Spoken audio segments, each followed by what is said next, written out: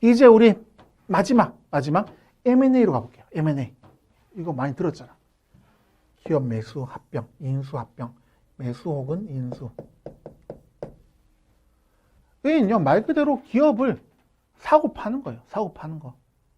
이거 실제로 여러분들 뭐 투자 쪽에 계시는 분들 혹시 실무 하시면서 이거 수업 들으신 분도 계시겠지만 그렇잖아요. 이게 뭐 떠돌아다니는 딜들 있잖아. 딜들이.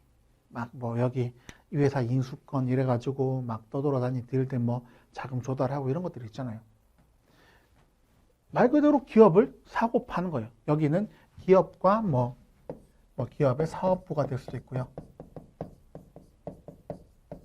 아니, 기업 통째로 난 먹고 싶다. 통째로. 뭐 이런 것들도 있겠고요. 말 그대로 기업을 사고 팔게 되는 거죠.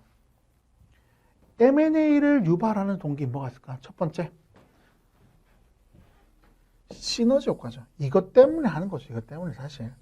시너지 효과 때문에 하는 거죠. 어떤 형태로든지 간에, 즉 세금을 절약하든지 혹은 규모의 경제로 가든지 혹은 시장 지배력을 통한 가격 결정력을 얻기 위해서든지 혹은 운영의 효율성을 극대화하기 위해서라든지 혹은 부채 비율을 개선하기 위해서라든지 여기에는 들어가 있지는 않았지만 신사업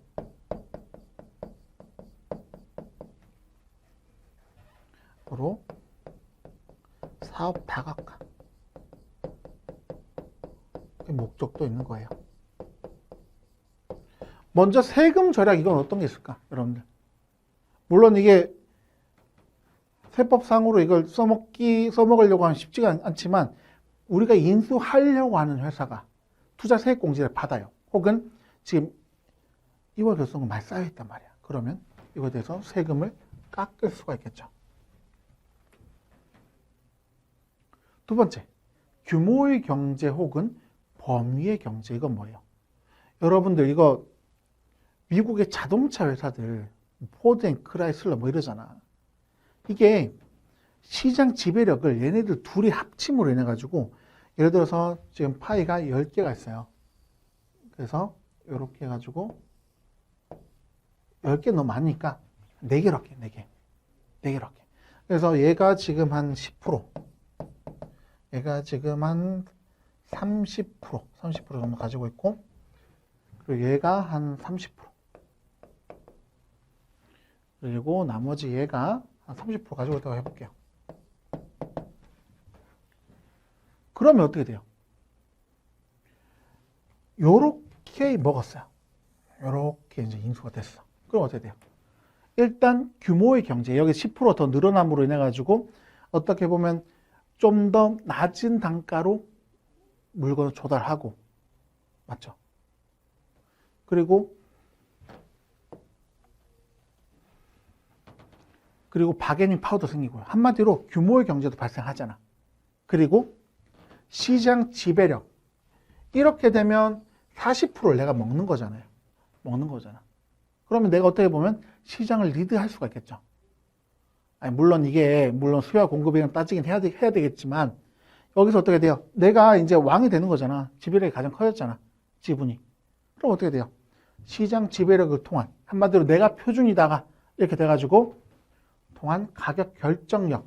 한마디로 내가 가격을 세팅할 수가 있게 되는 거죠. 을 얻을 수가 있고요. 그 다음에 운영의 효율성 극대화. 이건 제가 말씀드렸다시피 뭐 한꺼번에 같이 구매하거나 뭐 이런 식으로 해가지고 비용을 절감을 할 수가 있겠죠. 그리고 그런 거 있잖아요. 여러분들 뭐 관리 쪽으로 봤을 때 뭐 회계나 혹은 뭐 총무 이런 분들은 여러 기업들이 있잖아. 다 있을 거 아니야. 그런 것들은 줄일 수가 없는 거잖아요. 근데 내가 A기업이 B기업을 인수하면서 그런 거에 대한 비용의 절감도 가져올 수가 있겠죠. 물론 이제 우리나라 사실 고용과 해고가 쉽지는 않다 보니까 쉽지는 않을 수가 있는데, 미국 같은 경우 생각해 볼게요. B기업을 인수를 했어. 인수를 하고 그러면 어떻게 돼요? 우리 기업만으로도 이런 요즘 시스템이 잘 돼 있으니까 인사나 총무 그리고 회계 같은 거 처리할 수 있단 말이야. 그럼 어떻게 돼요? 정말 필수적인 키맨들 빼고는 다 해고를 하는 거죠. 그럼 어떻게 돼요? 정말 좀 잔혹한 이야기이긴 하지만 그런 비용이 절감이 되는 거죠. 따라오겠죠? 이제 두 번째, 유발한 동기 두 번째, 가격 교정 효과가 볼게요. 정보 불균형으로 이론 가치와 적정 가치가 클 때, 차이가 클 때가 되겠죠? 여기 차이가 클 때 M&A를 통해 이를 해소할 수가 있게 되는 거죠. 이거는 여러분도 어떻게 돼요? 시장의 주가는 지금 뭐 한 100원 정도 돼. 100원 뭐 한 1000원 이렇게 동전주 이런 수준인데 내가 이 업계를 알고 있어. 그런데 이 비기업을 봤을 때 이 비기업을 봤을 때 이 기업을 내가 아무리 평가를 해봐도 이 기업의 가치는 지금 3,000원이란 말이야. 그럼 어떻게 돼요? 어떻게 돼? 당연히 이 기업을 인수를 해야 되는 거잖아. 맞죠? 그래서 이 기업 주주한테 쭈르쭈르 갔어요. 가가지고 저기 이 기업 저한테 파시죠. 이렇게 된 거예요. 그럼 어떻게 돼? 물론 3,000원을 다 주진 않겠지. 그럼 나한테 남는 게 없잖아. 하지만 지금 주가가 시가총액 1,000원인데 제가 2,000원 드릴게요. 저한테 주시죠. 이러면 어떻게 돼요? 주주 입장에 땡큐지. 맞잖아요. 좋습니다. 이렇게 돼가지고 넘기는 거잖아요. 그럼 어떻게 돼? 클 때 이를 통해서 완전히 해소는 어려울 수가 있어요. 완전히 해소는 어려울 수가 있지만 어느 정도는 해소할 수가 있게 되겠죠.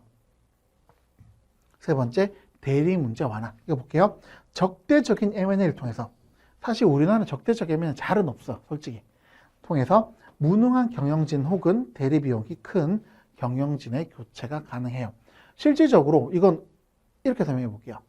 내가 이번에 C기업을 봤어요. C기업을 봤는데 저 기업 저력됐어. 뭐 애플에도 지금 납품하고 있고요. 진짜 저력이 있어. 그런데 경영진이 개판인 거예요. 지금 그냥 현상 유지만 해도 괜찮은데 자꾸 우리는 디스플레이를 이게 사고 팔고 만들어서 팔고 이런 기업이 C기업인데 갑자기 엔터테인먼트 쪽으로 가는 거예요. 나는 걸그룹이 너무 좋아요 이러면서 가는 거예요. 그럼 어떻게 돼? 돈은 거기에 어떻게 보면 R&D 투자해야 될 돈이 신사업으로 가게 되는 거죠. 그러면 물론 대박이 날 수도 있겠지. 하지만 일반적으로 업력이 없는 이 C기업이 엔터테인먼트 업계에 살아남을 수 있을까? 어렵겠지, 상식적으로. 그럼 돈만 까먹게 되는 거잖아. 그럼 어떻게 돼요? 이 무능한 경영진, 쟤만 치우면 저에서 지금 다시 잘 갈 수가 있단 말이야. 저력 있는 회사거든. 그럼 어떻게 돼요? 내가 주식을 몰래 사모으는 거예요. 몰래 사모아가지고 5% 넘어갈 때 빵 하고 공시를 하는 거예요. 저는 적대적 M&A를 하겠습니다. 이러면서 빵 하는 거예요. 그리고 주식을 다 모아가지고 이제 최대 주주 되는 거야. 그리고 주주총회 열어가지고 이제 이런 무능한 경영진을 몰아내는 거죠. 그럼 어떻게 돼요? 이 사람이 이제 무능하게 결론을 못 내릴 거니까. 그럼 어떻게 돼요? 회사가 정상화가 되겠죠. 그래서 M&A를 통해서 이런 대리 문제도 완화가 되는 겁니다, 여러분들. 아시겠죠? 넘어갈게요.